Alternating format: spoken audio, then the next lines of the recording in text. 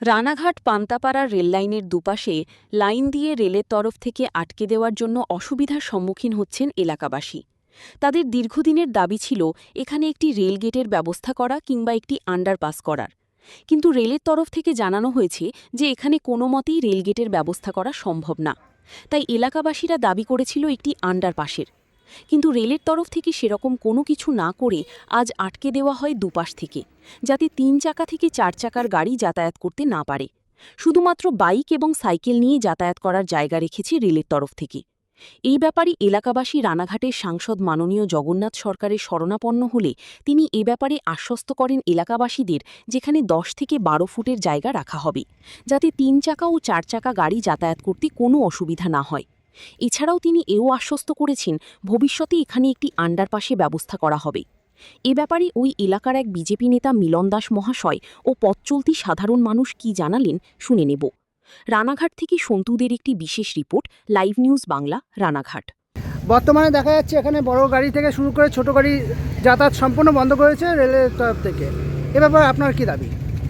দেখুন, এখানে কারশেড রয়েছে এবং সামনাসামনি রেলগেট আর রানাঘাট স্টেশনও রয়েছে। আমরা এটা সকলেই অবগত যে 500 থেকে 1 কিলোমিটারের মধ্যে এখানে ঘেরাটাও খুব স্বাভাবিক ছিল রেলের তরফে, কিন্তু এটাও স্বাভাবিক যে আমাদের এইখানে এপাশে রেলের এপাশে এবং ওপাশে যত ফ্যামিলি আছে, ধরুন 1000 থেকে 1500 ফ্যামিলি এপার এবং ওপার, এবং বিশেষ করে শ্যামনগর অঞ্চলের যে পঞ্চায়েত ব্যবস্থা, সেই পঞ্চায়েতের 3-4টে বুথ এপারে থাকে, সেই পরিষেবাটাও ব্যাহত হবে সেই দিক থেকে। তো আমরা আমাদের মাননীয় সাংসদ আজকে জগন্নাথবাবুর সাথে কথা বলে এসেছি এবং উনি আমাদের আশ্বস্ত করেছেন, এর আগেও হয়েছে এবং আজকেও আশ্বস্ত করেছেন যে এটা মানুষের যাতায়াত এবং অ্যাম্বুলেন্সের জন্য 10 থেকে 12 ফুট ইমিডিয়েট একটা রাস্তা ছাড়া হবে এবং আগামী দিনে এটা আন্ডারপাসের ব্যবস্থা করা হচ্ছে। তার জন্য আজকের থেকেই উনি অ্যাকশন শুরু করেছেন।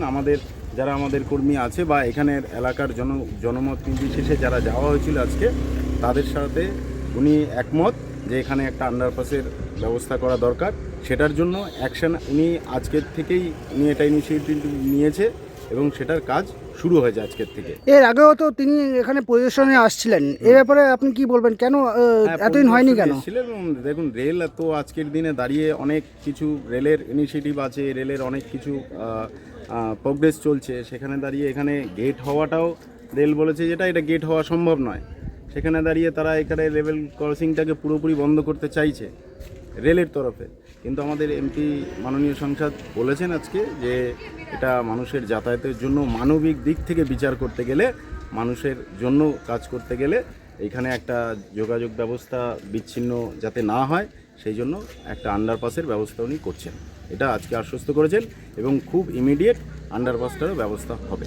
আপনার নাম পরিচয়? মিলন দাস আমার নাম, আমি বিজেপির কর্মী। আমাদের যত স্কুল আছে সব এই সাইডটা, এখানে প্রায় 10,000 আমাদের পরিবার থাকে, ওই সাইডে 10,000 পরিবার আছে। তো যোগাযোগ যে স্থলটা এটাই, তো এই মানুষের মানে এই সাইডের লোকরাও বিচ্যুত হবে, ওই সাইডের লোকরাও বিচ্যুত হবে, কোনো অ্যাম্বুলেন্স এখান থেকে যেতে পারবে না। তো আমাদের দাবি এটাই যে আপাতত এখানে কমসে কম 12 ফুট রাস্তা আমাদের দেওয়া হোক, যতদিন পর্যন্ত আন্ডারপাস না হয় ততদিন এই রাস্তাটা আমাদের থাকুক। একটাই দাবি আমাদের এই দাবিটা আছে, কেননা টোটো চালক আছে, এখান থেকে ভ্যান চালক আছে, অনেক রকম যে ওখান থেকে স্কুলের জন্য আছে, 12-14টা স্কুল আছে, তারপরে স্বাস্থ্যকেন্দ্র আছে, আমাদের পঞ্চায়েত অফিস আছে, ঠিক আছে। তো এইসবের পরিষেবা থেকে মানুষ টোটালি ইয়ে থাকবে, ঠিক আছে। তো এই জন্য আমাদের এটাই দাবি, এখন মিনিমাম 12 ফুট রাস্তা আমাদের দেওয়া হোক, ঠিক আছে, বাকি আমাদের ঘিরে দেওয়া হোক, আর আন্ডারপাস যতদিন না হয় ততদিন পর্যন্ত আমাদের রাস্তাটা থাকবে। আপনার নাম? আমাদের দেবো। আমার নাম জয়চন্দ্র, আমি এখানকার বাসিন্দা। খুব অসুবিধা হচ্ছে এই জায়গা দিয়ে যেতে। আমাদের কাজ তো সব ওই পাশেই, জল সব সাপ্লাই আমরা ওই পাশে দিই, যেটা এখন খুব কষ্ট হয়ে যাচ্ছে, অনেকটা ঘুরে যেতে হচ্ছে, যে ব্যাটারির চার্জ শেষ হয়ে গেছে, এখন ধাক্কা দিয়ে যেতে হবে। এখন আপনারা কি চান?